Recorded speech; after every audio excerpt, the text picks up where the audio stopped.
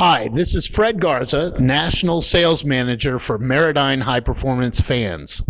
Today's how-to video is how to install a dual 11-inch fan on a 24-inch aftermarket radiator.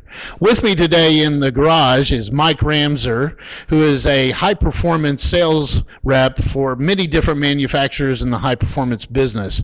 And Mike is also an avid enthusiast of cars, and he's going to explain a little bit to us today about the radiator he's bought for his latest project, which is a 1960 Chevrolet Parkwood station wagon.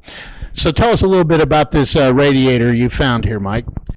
Fred, this here is an aftermarket aluminum radiator that I picked up off of eBay, and as you can see, it has the factory style top and bottom tanks.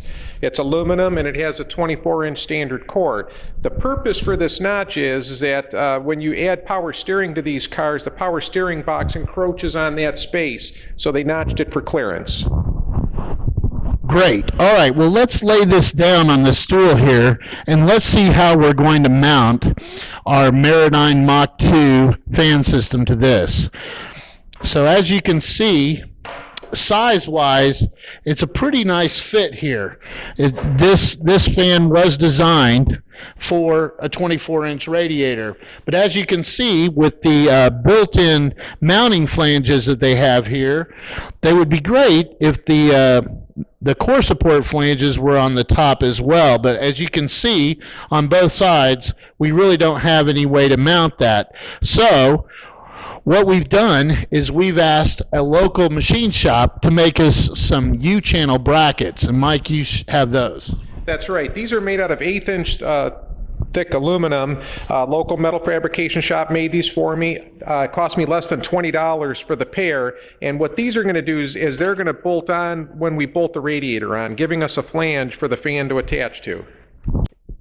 What we will do here is we will drill holes through the mounting flanges of the fan into the U-channels of the radiator on each side.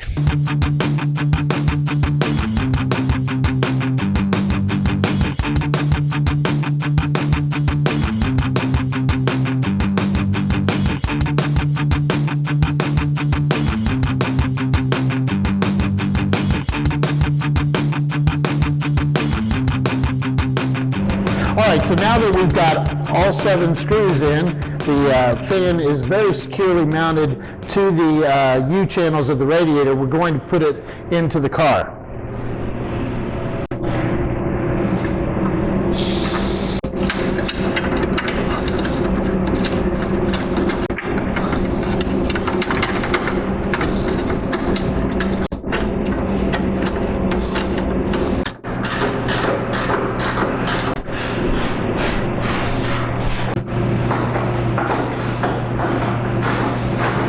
So now that we've got it all bolted up to the core support, we're going to now power on the fan so you can get some idea of how much air they move.